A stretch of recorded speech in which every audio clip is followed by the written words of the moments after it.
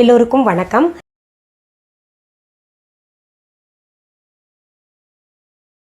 இன்னைக்கு இந்த பதிவு தலைப்பே பாருங்க, நம்முடைய பிள்ளைகள் எல்லாம் உயரமாக வளரணும்னா அதற்கு நம்ம சாப்பாட்டு முறை இருக்கு. சாப்பாட்டு முறையில் உயரமாக வளர முடியுமா அப்படின்னு கேட்டிங்கன்னா நிச்சயமாக வளர முடியும். ஆனால் அந்த சாப்பாடு என்ன சாப்பிட்டா உயரமாக வளர முடியும் அப்படின்றத தெரிஞ்சுக்கிட்டு சாப்பிடணும். என்கிட்ட கூட கமெண்ட்ஸில் பல பேர் கேட்டுக்கிட்டு இருக்கீங்க, மேடம் இது நான் குள்ளமாக இருக்கேன், என் வீட்டுக்காரும் நார்மல் ஹைட் தான், அதனால் எங்களுக்கு ஏதாவது உயரமாக வளரக்கூடிய, எங்கள் பிள்ளைங்கள்லாம் உயரமாக வளரக்கூடிய உணவு முறைகள் ஏதாவது இருந்தால் சொல்லுங்கள் அப்படின்னு. அதற்கு இருக்குது, இந்த நிலக்கடலை இருக்கு இல்லையா, அந்த நிலக்கடலை, வேர்க்கடலைன்னு சொல்லுவாங்க, நிலக்கடலைன்னு சொல்லுவாங்க, திருவண்ணாமலை பக்கம்லாம் மல்லா கொட்டம்பாங்க. இந்த மாதிரி ஒவ்வொரு மாவட்டத்துக்கும் பார்த்திங்கன்னா ஒரு பெயரில் அழைக்கிறாங்க. அந்த நிலக்கடலையை நம்ம அடிக்கடி உணவில் சேர்த்து கொண்டோமே ஆனால் நம்ம பிள்ளைங்க உயரமாக வளரும். அது தவிர இந்த நிலக்கடலையில் ஏகப்பட்ட நன்மைகள் இருக்குது. குழந்தைகளுக்கு மட்டும் கிடையாது, பெண்களுக்கு பார்த்தீங்கன்னா இதில் மருத்துவ குணம் எக்கச்சக்கமாக இருக்குது. என்னென்னா இந்த பிசிஓடி ப்ராப்ளம், அப்புறம் நீர்க்கட்டி பிரச்சனை, இல்லை இந்த தைராய்டு, ஹார்மோனல் இம்பேலன்ஸ் எல்லாம் இருக்கிறவங்க இந்த நிலக்கடலையை அடிக்கடி உணவில் சேர்த்துக்கிட்டு வந்தோன்னா, இல்லை வேர்த்த கடலையே சாப்பிட்டுக்கிட்டு வந்தீங்கன்னா, இல்லை நிலக்கடலையை சட்னியாக செஞ்சு சாப்பிட்டீங்கன்னா நமக்கு அந்த பிரச்சனைகள் எல்லாம் தீரும். வியப்பாக இருக்குல்ல? உண்மை. எப்படி மேடம், நிலக்கடலையில் என்ன இருக்குது, அது சாப்பிட்டோன்னா சதை போட மாட்டோமா, குண்டாக மாட்டோமா அப்படின்னு நீங்கள் கேட்டிங்கன்னா கிடையாது. அதில் பார்த்திங்கன்னா உங்களுக்கு நம்ம இப்போ நிறைய பேர் சொல்லி கேள்விப்பட்டிருப்பீங்க, நல்ல கொழுப்புன்னு ஒன்று இருக்குது, கெட்ட கொழுப்புன்னு இருக்குது அப்படின்னு. நம்முடைய உடலில் ஏதாவது கெட்ட கொழுப்பு இருந்ததுன்னு வைங்களேன், அந்த கெட்ட கொழுப்பை நீக்கக்கூடிய சக்தி பார்த்திங்கன்னா இந்த வேர்க்கடலைக்கு இருக்குது. அதனால் இது நம்ம உடம்புல கரையக்கூடிய கொழுப்பாக செயல்படும், கெட்ட கொழுப்பை அழிக்கக்கூடியதாக செயல்படும். இன்னொன்று, இந்த நிலக்கடலையில் உயரமாக வளர்கிறதுக்கு ஏன்னா இந்த டிஷ்யூஸ் எல்லாம் இருக்கு இல்லையா, வளர்றது வேகமாக வளர்கிறதுக்கு உதவிகரமாக நிறைய அதில் மினரல்ஸ் எல்லாம் இருக்குது. அது சொன்னேன்னா ரொம்ப நீளமாக போயிடும். பொட்டாசியம் இருக்குது, அப்புறம் கால்சியம் ரிச் ஃபுட்டுன்னா இந்த இது வேர்க்கடலையே சொல்லலாம். இப்போது நிறைய இடங்கள்ல என்ன பண்ணுறாங்கன்னா, விஷயம் தெரிஞ்சு சாப்பாட்டுக்கு பிறகு, அதாவது லஞ்சுக்கு பிறகு, காலையில் டிஃபனுக்கு பிறகு, இரவு சாப்பிட்டதுக்கு பிறகு ஒரு வேர்க்கடலை மிட்டாயை சாப்பிட சொல்லுவாங்க. அது நம்ம வீட்டில் செய்வோம் இல்லையா, வேர்க்கடலை மிட்டாய், அது சாப்பிட சொல்லுவாங்க. அது நிறைய பேர் என்ன நினச்சிக்கிறோம், சாப்பாடு எல்லாமே எல்லா சுவையும் சேர்த்து சாப்பிடணும் அப்படின்னு நினச்சிக்கிட்டு கடைசியில் இனிப்பு சாப்பிட்றதுக்காக இந்த வேர்க்கடலையை மிட்டாயை கொடுக்குறாங்க, பர்ஃபி கொடுக்குறாங்க அப்படின்னு நினைப்பாங்க. கிடையாது. அதில் ரொம்ப பெரிய விஷயம் இருக்குது. என்னென்னா, நம்ம லஞ்ச் சாப்பிட்றோன்னு வைங்க, சாப்பிட்ட லஞ்சில் இருக்கக்கூடிய கால்சியம் எல்லாம் வீணாகாமல் இருக்கிறதுக்கு ஒரு வேர்க்கடலை மிட்டாய் சாப்பிட்டோன்னு வைங்களேன், அந்த வேர்க்கடலை மிட்டாயை சாப்பிட்ட பின்னாடி, இல்லை வேர்க்கடலையை சாப்பிட்டோன்னா அது மிட்டாயாக வெல்லத்தோடு கலந்து சாப்பிட்றது இன்னும் நல்லது.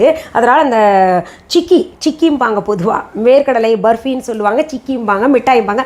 கோயில்பட்டியிலலாம் ரொம்ப ஃபேமஸ். தெற்கு பகுதிகளில் திருநெல்வேலி, கோயில்பட்டி அந்த பகுதியிலலாம் போனீங்கன்னா நல்லா சுவையாக சுத்தமானதாக இருக்கும். அது நாங்கள் அங்கே போனால் நான் வாங்கிட்டு வந்துடுவோம், நிறையா வாங்கி வச்சுட்டு பாதுகாப்பாக வச்சு அதை அப்பப்போ சாப்பிட்றது. எனக்கு இந்த வேர்க்கடலைன்னா ரொம்ப ரொம்ப பிடிக்குங்க.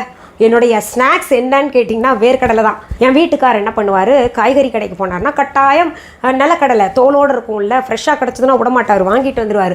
வாங்கிட்டு வந்துட்டு அரை வேக்காட்டோட தான் வேக வச்சு மைக்ரோவனில் அதை சுடுவார். அந்த தண்ணியெல்லாம் போகிற மாதிரிக்கு சுட்டுட்டு அதில் வெல்லத்தை இல்லாட்டி நாட்டு சர்க்கரை கலந்து பக்குவமாக இருந்தால் சாப்பிடும்பார். ஏன்னா எனக்கு அந்த கலவை சாப்பிட்றது அப்படி பிடிக்கும். நீங்கள் சாப்பிட்டு பாருங்கள், ரொம்ப எனர்ஜெட்டிக்காக இருக்கும். அப்புறம் நமக்கு இந்த பீரியட்ஸ் ப்ராப்ளம் எல்லாம் இருந்தால் போயிடும். நமக்கு இந்த நிறைய பேர் கேட்டுக்கிட்டு இருக்கீங்க, இந்த பீரியட்ஸ் நேரத்துக்கு வரமாட்டேங்குது அப்படின்னு. இது சாப்பிட்டு பாருங்கள். நீங்கள் தொடர்ந்து தினமுமே கொஞ்சம் கொஞ்சம் சாப்பிட்டு வந்தீங்கன்னா, இல்லை இது செய்கிறது கொஞ்சம் நமக்கு டயம் எடுக்கும், அதனால் என்ன பண்ணுங்கள், வேர்க்கடலை மிட்டாயே போதும்.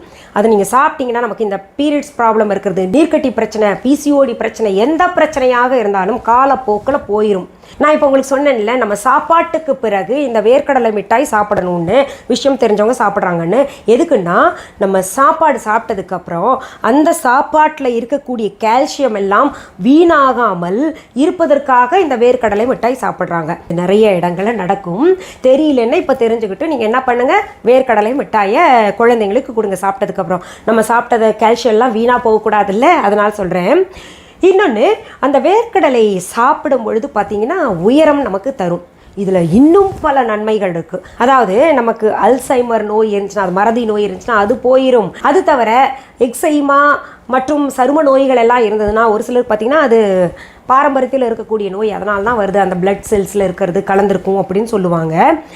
அது வந்து தடுக்கப்படும். நம்ம இந்த வேர்க்கடலை எவ்வளோக்கு எவ்வளோ சாப்பிட்றோமோ, நிலக்கடலை சாப்பிடும்போது தடுக்கப்படும். இன்னொன்று, எலும்பை ஸ்ட்ராங் பண்ணும். எலும்பு வந்து நமக்கு வலிக்குது, விட்டு போச்சு, ஓட்டை இருக்குது அப்படின்னா இந்த வேர்க்கடலை சம்மந்தப்பட்ட எந்த பொருளாக இருந்தாலும் சாப்பிடலாம். இப்படி நிறைய சொல்லிக்கிட்டே போகலாம். அதனால் உங்களுக்கு பார்த்திங்கன்னா பெரிய பதிவாக போயிடும்.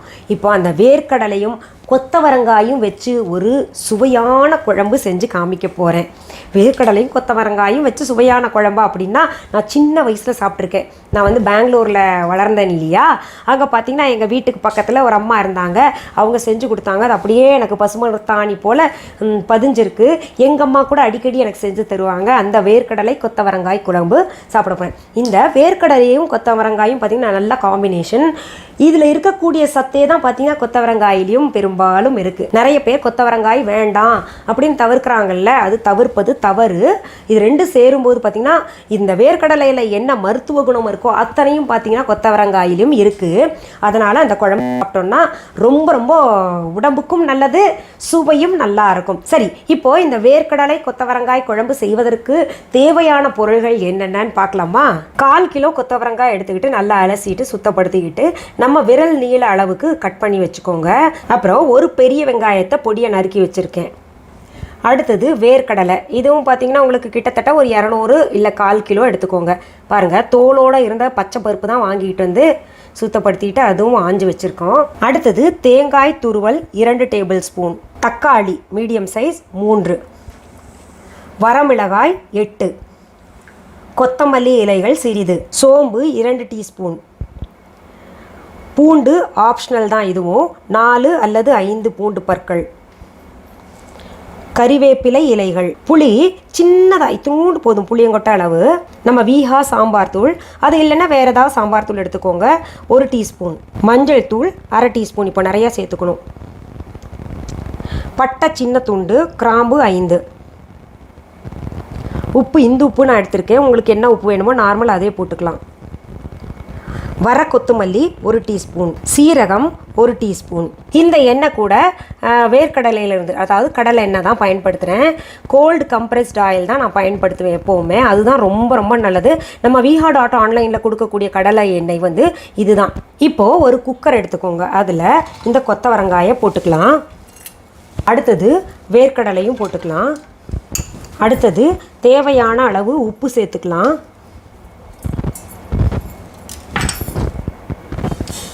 அடுத்தது தேவையான அளவு தண்ணி சேர்த்துக்கலாம். இப்போது இந்த பச்சை வேர்க்கடலை கிடைக்காதவங்க என்ன பண்ணுங்கள், காஞ்ச வேர்க்கடலையை மொதல் நாளே வந்து ஊற வச்சுருங்க. அப்புறம் காலையில் வந்து இந்த மாதிரி பயன்படுத்திக்கோங்க. இப்போது குக்கரை மூடி போட்டு மூடிட்டு ஒரு 2 விசில் நான் எடுத்துக்கிறேன்.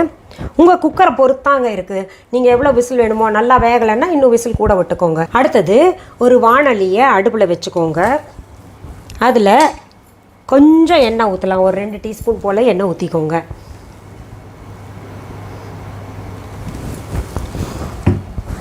அது சூடாகட்டும். இதில் பூண்டு பற்கள், இது வந்து ஆப்ஷனல் தான், நான் சொல்லியிருக்கேன். பூண்டு பற்கள் சேர்த்துட்டு கொஞ்சம் வதக்கலாம். அப்புறம் வர கொத்தமல்லி சேர்த்துக்கலாம், பட்டை கிராம்பு சேர்த்துக்கலாம், அடுத்தது சோம்பு சேர்த்துக்கலாம், அடுத்தது சீரகமும் சேர்த்துக்கலாம், அடுத்தது வரமிளகா. எல்லாத்தையும் சேர்த்து பச்சை வாசனை போகிற வரைக்கும் நல்லா வதக்கிடலாம். இது வதக்கும் போதே பார்த்திங்கன்னா அட்டகாசமான ஒரு வாசனை வரும். அடுத்தது நம்ம தக்காளி சேர்த்துக்கலாம்.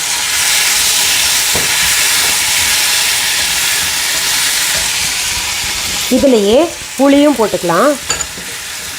நான் ஏற்கனவே சொல்லியிருக்கேன் உங்களுக்கு, புளி கரைசையில் காட்டிலும் நான் வந்து இந்த மாதிரி நான் வதக்கி போட்டு செய்வேன், ரொம்ப சுவையாக இருக்கும், பச்சை வாசனை இருக்காது அப்படின்னு. அதனால் புளியும் பார்த்திங்கன்னா வதக்கிற பொருளையே போட்டுருவேன். இதில் சும்மா 2 கருவேப்பிலை போட்டுக்கலாம். மீதம் வந்து தாளிக்கறக்கு வச்சுக்கோங்க. 2 கருவேப்பிலை மணத்துக்காக தான். அப்புறம் கொத்தமல்லி மணத்துக்காக கொஞ்சம் சேர்த்துக்கலாம். மீதம் அப்படியே வைங்க, கடைசியில் நம்ம போடணும். தாளிக்கிற கருவேப்பிலை பயன்படுத்தணும், அப்புறம் வந்து கொத்தமல்லியும் பயன்படுத்தணும். நம்ம மேலே போட்டு அலங்கரிக்கணும். பாருங்கள், இந்த தக்காளி போட்டதுலேருந்து கொஞ்சம் சுருங்கி இருக்கு இல்லையா, தோலெல்லாம் பிரிஞ்சு வந்திருக்கு. இந்த வாசனை பாருங்கள், வீட்டையே தூக்கும். நீங்கள் செய்யும்போது என்ன செய்கிறீங்கன்னு எல்லாம் வந்து நிற்பாங்க கிச்சனில். அவ்வளவு நல்லா இருக்குது வதக்கும் போது. அடுத்தது நம்ம தேங்காய் போட்டுக்கலாம். தேங்காய் துருவல் இருக்கு இல்லையா, அதை சேர்த்துக்கலாம். இது போட்டு ரொம்ப நேரம் நம்ம அடுப்பில் வைக்கக்கூடாது. தேங்காய் துருவல் போட்டு அது கெட்ட கொழுப்பாக மாறும் இல்லையா, நான் ஏற்கனவே சொல்லியிருக்கேன் பல பதிவுகளில். இது சும்மா கொஞ்சம் செகண்ட்ஸ் வந்து அதை போட்டு வதக்கணும். ஏன்னா நம்ம இந்த குழம்பு வெளியில் வச்சா கூட கெடாமல் இருக்கணும். அதனால் தேங்காயை கொஞ்சம் வதக்கணும், அவ்வளோதான். இப்போது அடுப்புலேருந்து இந்த வாணலியை இறக்கிட்டு நான் ஆற விட்டுட்டு மிக்சி ஜாரில் போட்டு கொஞ்சம் தண்ணி ஊற்றிட்டு நல்லா மை போல் அரைச்சிக்கிறேன். இப்போ பாருங்கள், குக்கரில் நான் 2 விசில் வர்ற வரைக்கும் வச்சுருந்தேன் இல்லையா, நல்லா பக்குவமாக வெந்திருக்கு. காயும் வெந்துருச்சு, இந்த நிலக்கடலையும் முழுசாக இருக்குது. அப்படியே இந்த குழஞ்சி போகாமல் சரியாக இருக்குது. இதில் இருக்கக்கூடிய தண்ணியை வந்து நீங்கள் வீணாக்காதீங்க. ஏன்னா இதில் சத்து இருக்கும் இல்லையா, அதனால் நம்ம தண்ணியை தூக்கி எறியக்கூடாது. இது குழம்புல தண்ணி போடுறதுக்கு பயன்படுத்திக்கலாம். அப்படியே இருக்கட்டும், எடுத்து வச்சிடலாம் தனியாக. அடுத்தது மிக்சி ஜாரில் நம்ம மசாலா பொருட்கள் எல்லாம் போட்டு தண்ணி ஊற்றி நல்லா மை போல் அரைச்சிக்கிட்டேன். இதை கூட அப்படியே வச்சுக்கலாம். மிக்சி ஜாரில் மசாலா ஒட்டி இருந்துச்சுன்னா தண்ணி ஊற்றிட்டு நல்லா கலந்து இந்த குழம்புல ஊற்றணும். அடுத்தது இன்னொரு வாணலியை நம்ம அடுப்பில் வச்சுக்கலாம். வாணலி காஞ்சிருச்சு. தேவையான அளவு எண்ணெய் ஊற்றிக்கலாம். சும்மா 2-3 டீஸ்பூன் போட்டால் போதும். எண்ணெய் நல்லா சூடாயிடுச்சு. அதில் கடுகு போட்டு பொரிய விடலாம், வெடிக்க விடலாம். அடுத்தது வெங்காயத்தை சேர்த்துக்கலாம். நம்ம இது நல்லா வதக்கணும்.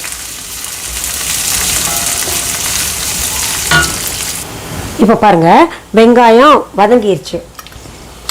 இப்போ கறிவேப்பிலையை சேர்த்துக்கலாம்.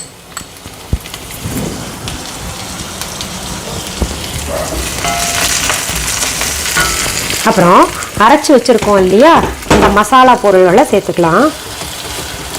மிக்சியில் இருக்கக்கூடிய பொருளை போட்டுக்கலாம். அது ஒட்டி இருந்துச்சுன்னா தண்ணி ஊற்றி நல்லா கலந்து போட்டுக்கலாம். இப்போது இதையும் இன்னொரு முறை வதக்கணும். இதில் சாம்பார் தூள், மஞ்சள் தூள், அடுத்தது மீதம் வச்சுருந்தோம் இல்லையா கொத்தமல்லி இலைகள், அது கொஞ்சம் சும்மா மேலாக அலங்கரிக்கிறதுக்கு மட்டும் தூண்டு வச்சுட்டு மீதம் எல்லாத்தையும் போட்டுக்கோங்க. கொத்தமல்லி சமைக்கும் போது போட்டிங்கன்னா தான் குழம்பே ரொம்ப சுவையாக இருக்கும். பொதுவாக எல்லாருமே கார்னிஷ் பண்ணுறதுக்கு மட்டும்தான் இதை பயன்படுத்துகிறாங்க. அதை காட்டிலும் நம்ம குழம்புல போட்டுருவோம், ரொம்ப நல்லாயிருக்கும். அடுத்தது உப்பு கொஞ்சம் பார்த்து போடணும். ஏன்னா நம்ம அந்த நிலக்கடலையும் கொத்தவரங்காயும் வேக வைக்கும் போது கூட போட்டிருக்கோம். அதனால் பிறகு நம்ம கொஞ்சம் போட்டிப்போம், பிறகு பார்த்து சேர்த்துக்கலாம். இதை நல்லா வதக்குங்க. இப்போ வதக்கணும்னா ரொம்ப வதக்கணும்னு அவசியம் இல்லை. ஏன்னா ஏற்கனவே நம்ம எல்லாத்தையும் வதக்கிட்டு தான் இது பண்ணியிருக்கோம் இல்லையா. இப்போ பாருங்கள், சும்மா 1 நிமிஷம் வதக்கிட்டு நம்ம இந்த மிக்சி ஜார் கழுவிட்டு தண்ணி ஊற்றிக்கலாம். அதில் இந்த வேக வைத்த கடலையும் கொத்தவரங்காயும் சேர்த்துக்கலாம். இப்போ பாருங்கள், இந்த குழம்பு எவ்வளோ தளதளன்னு கொதிச்சுக்கிட்டு இருக்குல்ல, சத்தத்தை பாருங்கள். இந்த வாசனை வீடு முழுக்க போயிட்டு என் பசங்க என்னவோ புதுசாக சமைக்கிறோன்னு சொல்லிட்டு ஓடி வந்து பார்த்துட்டு போகிறாங்க. இந்த குழம்பு தான் செய்கிறேன் அப்படின்னோடனே சரி சீக்கிரம் செய்யுங்க, சாப்பிட்ணும் அப்படின்றாங்க. இது இப்போ நான் உங்களுக்கு கலந்து காமிக்கிறேன் பாருங்கள். இப்போது இந்த குழம்பு எல்லாத்துக்கூடையும் சாப்பிட்லாம். நம்ம இட்லி, தோசை கூட, சப்பாத்தி கூட, சாதத்து கூட. நீங்கள் சாதத்து கூட சாப்பிட்றதா இருந்தால் இந்த அளவுக்கு ஊற்றி சாப்பிட்ற மாதிரி எடுத்துருங்க. இல்லை நம்ம வந்து இந்த ரொட்டி கூட சப்பாத்தி கூட எல்லாம் சாப்பிட்ணுன்னு நினச்சிங்கன்னா இன்னும் கொஞ்சம் கொதிக்க விடலாம், கொஞ்சம் கெட்டிப்படட்டும். பாருங்கள், இப்போ சரியான கெட்டி பதத்தில் இருக்குது. அதாவது சாதத்துக்கும் ஊற்றி சாப்பிட்லாம். மீந்து போனால் நான் சாயந்தரம் சப்பாத்தி செய்வேன்ல, அது கூட பிள்ளைங்க சாப்பிட்ற அளவுக்கு 2க்குமே 2 in 1 தான்.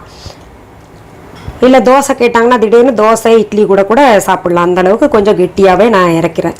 ஒரு சிலர் என்கிட்ட கமெண்ட்ஸில் கேட்டிருக்கீங்க, நீங்கள் தினமுமே பாஸ்மதி அரிசி தான் சாப்பிடுவீங்களா அப்படின்னு. நாங்கள் பொதுவாகவே வீட்டில் ஒரே விதமான அரிசி சமைக்கிறது கிடையாது. ஒரு நாளைக்கு கைக்குத்தல் அரிசின்னா, இன்னொரு நாளைக்கு கேரளா குண்டரிசி சிகப்பரிசி இருக்கு இல்லையா அது, அப்புறம் வந்து புழுங்கல் அரிசி, பச்சை அரிசி, அப்புறம் இந்த பாஸ்மதி அரிசி, இந்த மாதிரி எல்லாமே திணை அரிசி, கினோவா, இது போல் நிறைய வெரைட்டி இருக்குது. அதில் மாற்றி சாப்பிடுவோம். பெரும்பாலும் இந்த பாஸ்மதி ரைஸ் என் பிள்ளைங்களுக்கு பிடிக்குன்றதுனால நான் பாஸ்மதி அரிசி செய்கிறேன். ஆனால் எல்லா வகையான அரிசியும் சேர்த்துப்பேன். நான் இப்போ சொன்னேன்ல, இந்த கேரளா குண்டரிசி, சிகப்பரிசி, கைக்குத்தல் அரிசி, இந்த வகையான அரிசி எல்லாம் பார்த்திங்கன்னா நம்ம viha.online இருக்குது. மாப்பிள்ளை சம்பா அரிசி, யானை கவுனி அரிசி, மூங்கல் அரிசி, இந்த அரிசி அத்தனையுமே நம்ம viha.online இருக்குது. இப்போ இது நான் சாப்பிட்டு பார்க்குறேன். உண்மையாலுமே என் பிள்ளைங்க சொன்ன மாதிரி வழக்கத்தை காட்டிலும் இன்றைக்கி வந்து ரொம்ப நல்ல மணமாக நல்லா இருக்குது. எப்படி தெரியும்னு கேட்குறீங்களா? அந்த மணத்தை பார்த்துட்டு உப்பும் பார்த்தேன், அந்த சாக்கில் வந்து கொஞ்சம் அப்படியே டேஸ்ட் பண்ணி பார்த்தேன். அப்படி ஒரு டேஸ்ட்டு. அதான் சிலர் சொல்லிட்டு இருக்கீங்களே, என் பிள்ளை சாப்பிடவே மாட்டேங்குதுன்னு. இது போல் செஞ்சு கொடுங்க. நீங்கள் அவங்க சாப்பிடாமல் இருக்கிறதா அவங்கள தொந்தரவு பண்ணிக்கிட்டே இருப்பாங்க, செஞ்சு கொடுன்னு. அப்படி ஒரு சுவைங்க. சின்ன பிள்ளைங்கள்லாம் பார்த்து சொல்லுவாங்க, ஆண்டி ஆஹா போதும், இதுக்கு மேலே உங்களை பார்க்க வச்சு சாப்பிட விரும்பலை. இதில் இன்னொரு ரொம்ப முக்கியமான விஷயம் நான் சொல்ல மறந்துட்டேன். கர்ப்பிணி பெண்களுக்கு இந்த நிலக்கடலை ரொம்ப ரொம்ப நல்லது. அதனால் நல்லா சாப்பிடுங்க. குழந்தைகள் வந்து நல்லா உயரமாக வளருவாங்க. அவங்க எலும்பெல்லாம் வந்து நல்லா உறுதிப்படும் வயிற்றில் இருக்கும்போதே. அதனால் இந்த குழம்பை, கொத்தவரங்காயும் ரொம்ப நல்லது கர்ப்பிணி பெண்களுக்கு. இந்த குழம்பை அடிக்கடி செஞ்சு நீங்கள் சாப்பிட்றது ரொம்ப நல்லது. அப்படி இல்லைன்னா நிலக்கடலையில் சட்னி, இதெல்லாம் பீனட், அதெல்லாம் வந்து நீங்கள் சாப்பிட்டீங்கன்னா ரோஸ்டட் பீனட், ஏதோ ஒரு ஃபார்மேட்டை நீங்கள் சாப்பிடுங்களேன், ரொம்ப நல்லது. குழந்தைங்க வந்து நல்லா உறுதியாக வளருவாங்க. எல்லாருக்குமே நல்லது, எல்லா வயதினருக்கும் நல்லது. குறிப்பாக வளரக்கூடிய பிள்ளைங்களுக்கு ரொம்ப ரொம்ப நல்லது. இன்னொன்று கேட்பீங்க, நிலக்கடலையில் என்ன இருக்கே, நாங்கள் சாப்பிட்டா குண்டாயிருவோமா அப்படின்னு கேட்டிங்கன்னா கிடையவே கிடையாது. அது சாப்பிட்றதுனால நம்ம உடம்புல இருக்கக்கூடிய கெட்ட கொழுப்பை அழிக்கும். மாறாக பார்த்திங்கன்னா இளைப்பு தன்மையை ஏற்படுத்தி கொடுக்கும் இந்த நிலக்கடலை சாப்பிட்டா. அதனால் நிலக்கடலை தினமுமே சேருங்க. நம்ம உடலுக்கு, மனசுக்கு, ஞாபக சக்திக்கு, எல்லாத்துக்குமே நல்லது இல்லையா? சரி, மீண்டும் அடுத்த பதிவில் வேற ஒரு நல்ல தலைப்போடு உங்களை எல்லாம் சீக்கிரத்தில் சந்திக்கிறேன். அது வரைக்கும் நன்றி, வணக்கம். அன்பான வாடிக்கையாளர்களே, உங்கள் விஹா ஸ்டோரில் பூஜை பொருட்கள், சிலைகள், ராசிக்கற்கள், வாஸ்து பொருட்கள், விதைகள், பாரம்பரிய அரிசி வகைகள், சிறுதானியங்கள், ஆர்கானிக் பொருட்கள், மூலிகை எண்ணெய், மளிகை பொருட்கள், மரச்செக்கு எண்ணெய், மரப்பொருட்கள், வெள்ளி ஆபரணங்கள், கிஃப்ட் ஆர்டிகல்ஸ், காட்டன் மற்றும் பட்டு புடவைகள், காட்டன் சுடிதார்கள், பட்டு பாவாடை, குழந்தைகளுக்கான விளையாட்டு பொருட்கள், ஹை குவாலிட்டி இமிடேஷன் நகைகள், வீட்டு உபயோக பொருட்கள், ஜூட் பேக்ஸ், ஹேண்ட்மேட் சோப்ஸ், அழகு சாதன பொருட்கள், சிறுதானிய பிஸ்கெட்டுகள், ஹோம் அப்ளையன்சஸ், இன்னும் பற்பல பொருட்கள் விற்பனைக்குள்ளது. விஹா ப்ராடக்ட்களை நீங்கள் வாங்க விரும்பினால் அது எங்களுடைய viha.online வெப்சைட் மற்றும் சென்னை ராஜா அண்ணாமலைபுரத்தில் உள்ள எங்கள் விஹா ஸ்டோரில் மட்டுமே கிடைக்கும் என்பதை தெரிவித்துக் கொள்கிறோம். வேறு எந்த ஆன்லைன் வெப்சைட்களிலும் விஹா ப்ராடக்ட்கள் விற்பனைக்கு கிடையாது என்பதை நீங்கள் கவனத்தில் கொள்ள வேண்டும். எங்கள் விஹா ஸ்டோரின் விலாசத்தை கண்டறிய கூகுள் மேப்ஸில் விஹா ஸ்டோர் என்று டைப் செய்தால் வழியை கண்டறியலாம். www.viha.online வெப்சைட்டிலும் விஹா ஸ்டோரின் அட்ரஸ் உள்ளது.